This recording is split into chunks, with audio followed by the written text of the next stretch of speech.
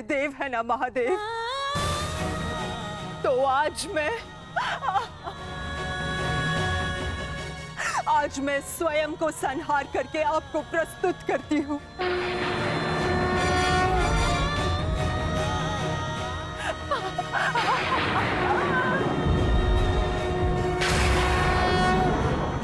आपने मुझे शतपुत्रवती होने का वरदान दिया था महादेव, परंतु आज मैं आपसे ये जानना चाहती हूँ, क्यों आपने मेरा जीवन अभिशाप बना डाला महादेव?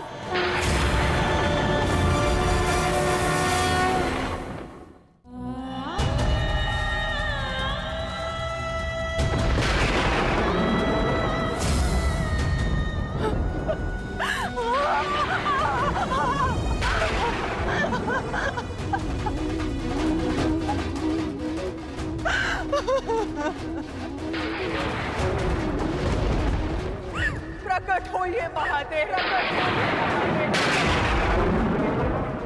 प्रकट होइए। आपने मेरे जीवन को एक जीती जागती चिता बना डाला है। ये माता अपने पुत्रों का हंसता हुआ मुख नहीं देख पाई,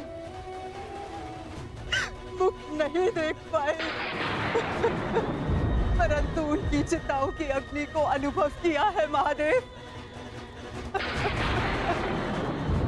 या तो आप अपने उत्तर से मेरे मन को शीतलता दीजिए, अन्यथा मुझे जीते जागते जल जाने दीजिए।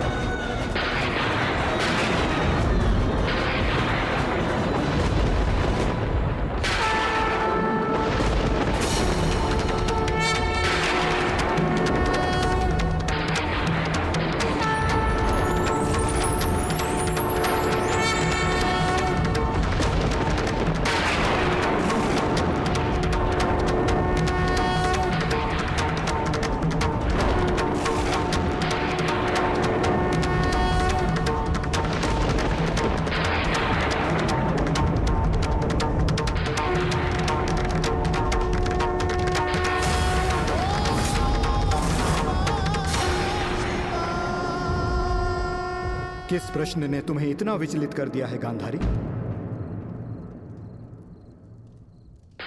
अन्याय ने मुझे विचलित किया है महादेव, वो अन्याय जो आपने मेरे साथ किया।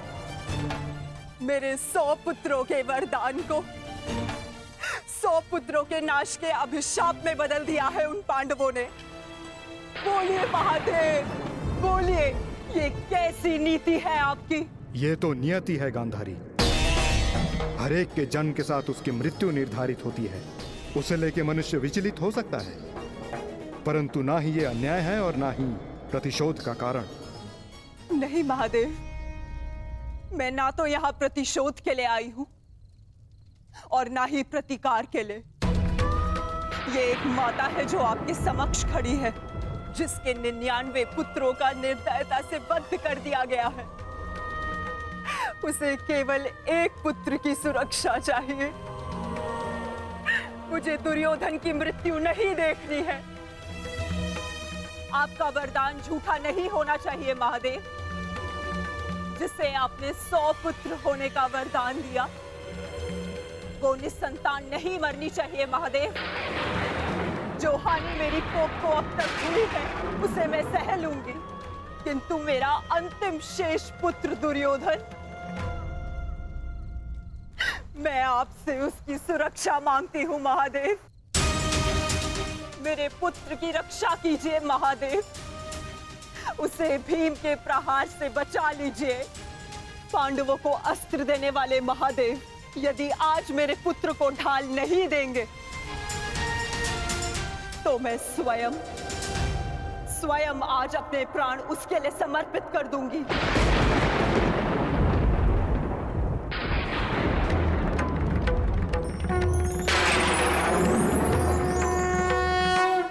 तुमने अपने पुत्र के साथ अन्याय किया है गांधारी। एक माँ अपनी संतान को देख देख जितनी प्रसन्नता पाती है, उसकी संतान अपनी माँ की दृष्टि से उतनी ही शक्ति भी पाती है। परंतु मैं कुछ समझी नहीं महादेव। तुम्हारे पुत्र की सुरक्षा अब तुम्हारे हाथ है गांधारी। वर्षों से आंखें बंद करके जो तप अर्जित किया है उसका प्रयोग करो। तुम्हारी दृष्टि तुम्हारे पुत्र के शरीर को वज्र का बना देगी।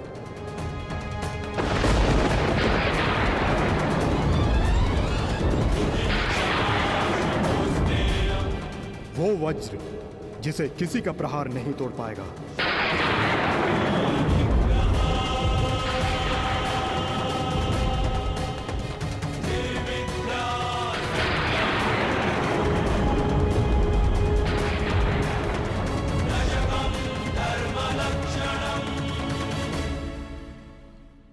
ये आपने क्या कर दिया महादेव? आप स्वयं धर्म स्वरूप हैं महादेव। फिर धर्म स्थापना में आप बाधा कैसे बन सकते हैं? धर्म स्थापना के लिए दुर्योधन का नाश आवश्यक है महादेव, और आपने दुर्योधन को अटूट ढाल दे दी। मैंने वही किया जो परिस्थिति के अनुकूल था। परंतु नियति के लिए तो प्रतिकूल था ना भोलेनाथ। मेरा परम भक्त यदि मुझसे कुछ मांगता है तो मैं उसे मना नहीं कर सकता माधव। ये तो आप जानते हैं। मानता हूं इसके कारण बार बार आपके समक्ष समस्याएं उत्पन्न होती हैं, परंतु मुझे विश्वास है कि हर बार की भांति इस बार भी नारायण इस समस्या का हल निकाल ही लेंगे।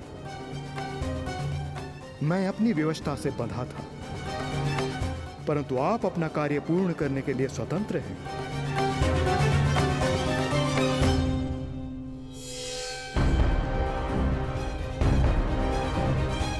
नियति के अनुकूल पर नीति के प्रतिकूल।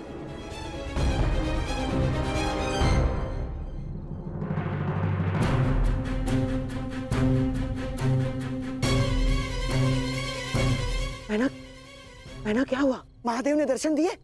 बहना बता। गांधारी।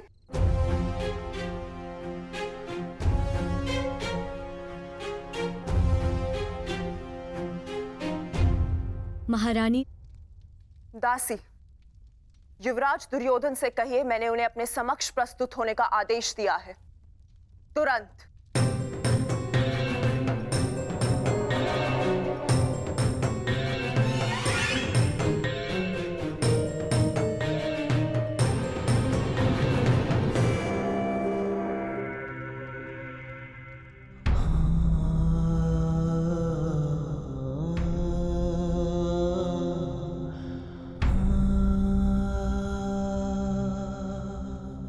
तुम्हारी मृत्यु का प्रतिकार मैं एक एक से लूंगा मित्र, और पांडवों को छोड़ूंगा नहीं। उन्हें तुम्हारे साथ किए गए अन्याय का प्रतिकार चुकाना होगा मित्र।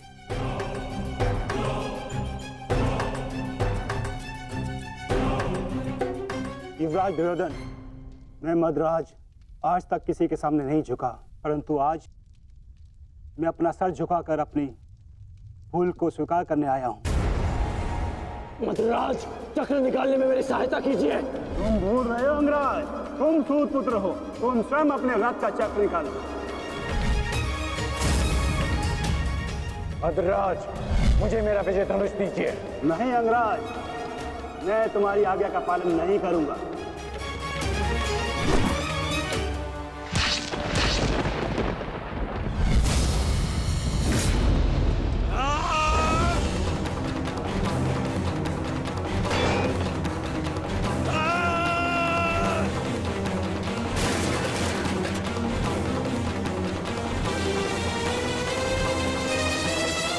लज्जा नहीं आती है आपको? जिस कर्म को करने के पश्चात मृत्यु मांगनी चाहिए, उसके लिए क्षमा मांग रहे हैं आप। ऐसे कर्म को करने के पश्चात आपका साहस कैसे हुआ मुझसे क्षमा मांगने के लिए? चक्र रथ को निकालने में सहायता की होती, विकर्ण को उसका विजय धनुष दे दिया होता, तो आज एक धनुर्धारी मरता, परंतु वो कर्ण नहीं अर्जुन होता। आपने अपनी व्यक्तिगत शत्रुता मिटाने के लिए एक योद्धा के कर्तव्य से विश्वासघात किया। मन तो करता है कि वध कर दूं आपको। और आप जानते हैं क्या मद्रराज, ये आपका झुका हुआ सर, ये आपके लिए सबसे बड़ा दंड है।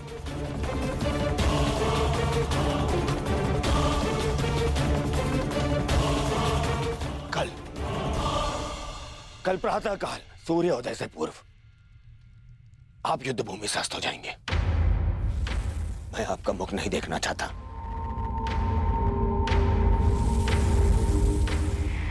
मैं कर्ण की मृत्यु का प्रतिशोध लेना चाहता हूं युवराज।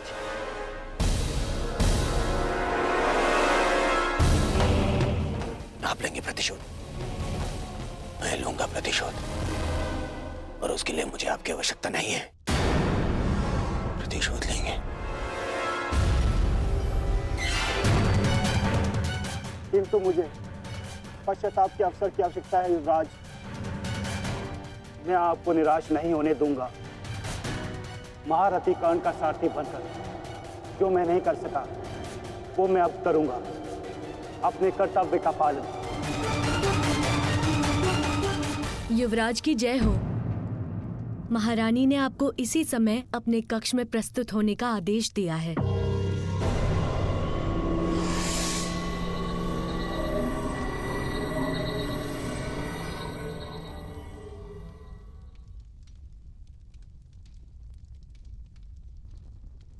पिताश्री, माता ने यूं अचानक मुझे स्मरण क्यों किया?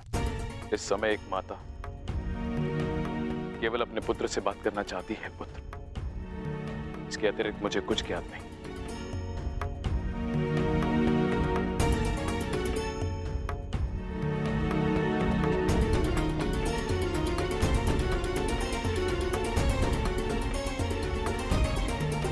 प्रणिपात माता, आपने मुझे स्मरण किया।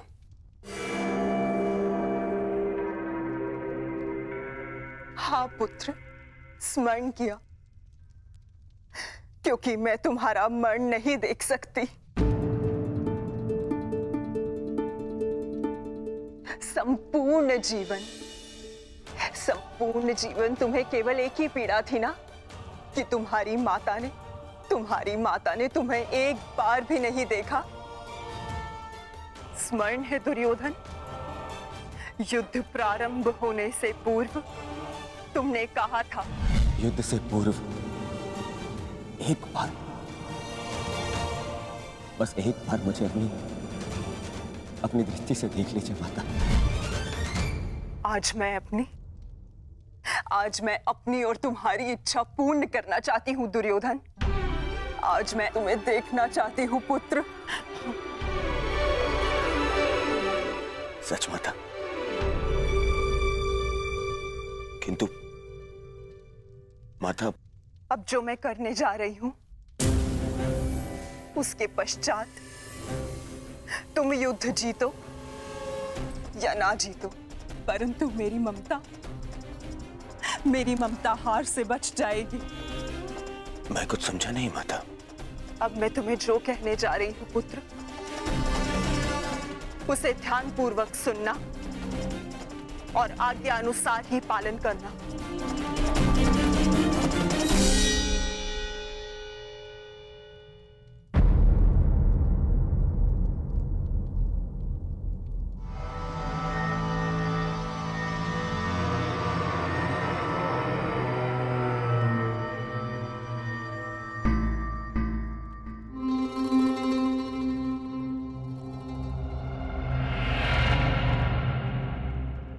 दुर्योधन,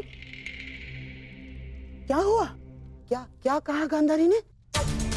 और उसने तुम्हें क्यों बुलाया था? गंगा स्नान के लिए जाना है मामा श्री। गंगा स्नान? किंतु क्यों दुर्योधन? देखो दुर्योधन, तुम अपने मामा को कुछ नहीं बताओगे? हैं? ये स्नान, ये क्या है सब कुछ? माता के आदेश का पालन करने के लिए, किंतु परंतु नहीं पूछते मामा श्री। मैं भी तुम्हारे साथ चलता हूं।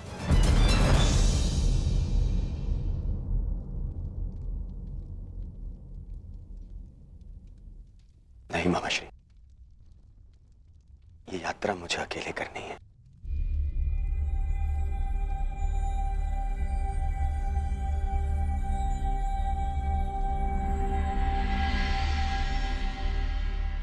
आइए आप सब भोजन ग्रहण कर लीजिए। किन हाथों से भोजन ग्रहण करें पांचाली?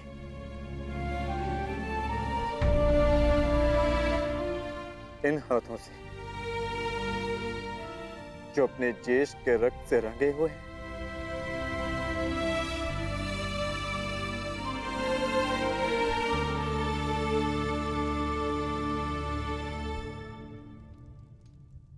जाओ पार्थ, जाकर विश्राम कर लो।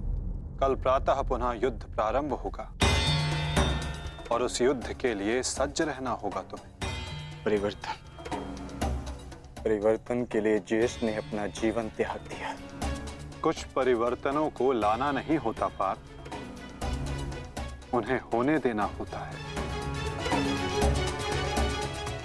तुम अपना कर्तव्य करो पार्थ। फल हो या परिवर्तन, जो भी होगा स्वयं होगा।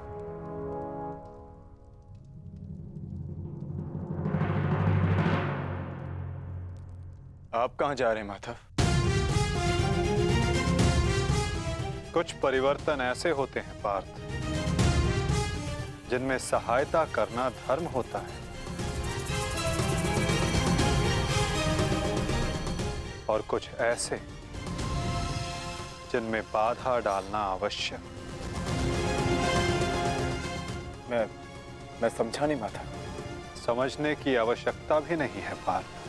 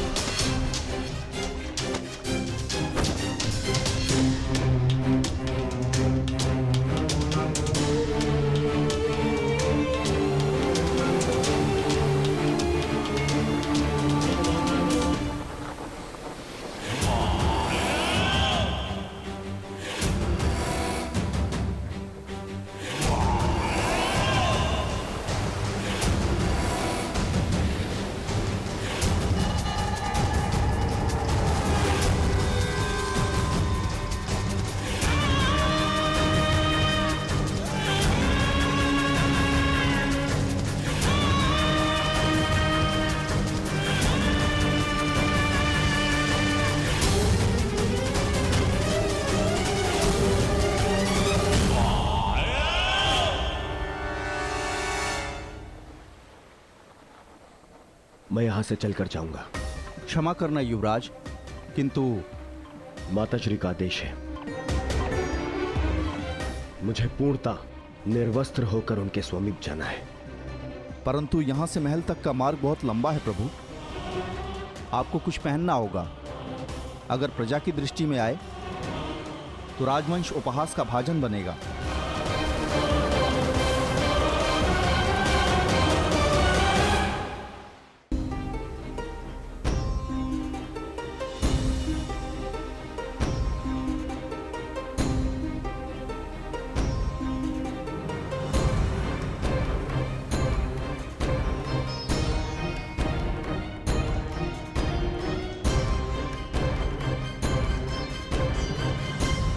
अपने पिता का आदेश नहीं मानता, बहुत बड़ा बुद्धिमान समझता है अपने आप को। क्या कहा था मैंने? बछड़े की डोर हाथ में रखना समझता नहीं है? बहुत बुद्धिमान है तू। क्या समझाया था मैंने? क्या कहा था मैंने? क्या पूछ रहा हूँ मैं? क्या समझाया था मैंने? ये क्या कर रहे हो? क्यों इस बालक को कष्ट पहुंचा रहे हो? अब तुम कौन हो हमारे बीच में आने वाले? ये मेरा पुत्र है, मैं जो चाहे इसके साथ वो करूं। तुम हमारे मध्य में आने वाले कौन होते हो? मैं हस्तिनापुर का युवराज हूँ।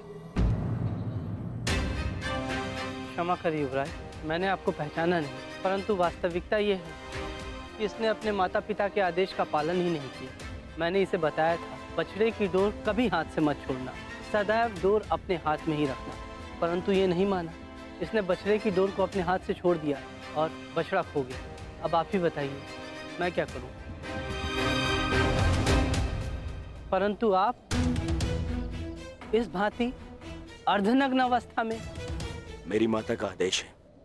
देख इनसे कुछ। हस्तिनापुर के युवराज होते हुए भी अपने माता पिता के आदेश का अक्षरशः पालन करते हैं। धन्य हैं आप युवराज। माता पिता के आदेश का अक्षरशः पालन करना, माता पिता ने जो भी कहा है, जैसा भी कहा है, उस कार्य को उसी अनुरूप करना कोई आपसे सीखे युवराज। पुत्र, तुम्हारे पिता उचित कह रहे हैं। तुम्हें अपने माता पिता की बात माननी चाहिए।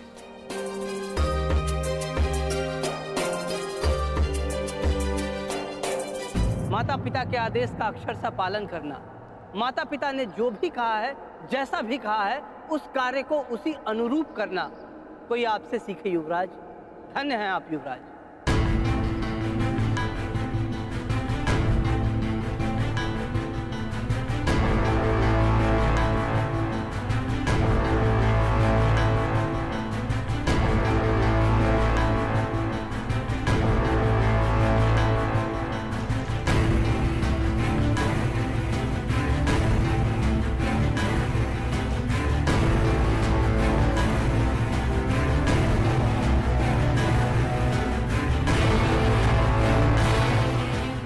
माता के आदेश का पालन कर रहे हो दुर्योधन, परंतु गंगा स्नान के पश्चात यूं वस्त्रहीन क्यों होकर आए हो?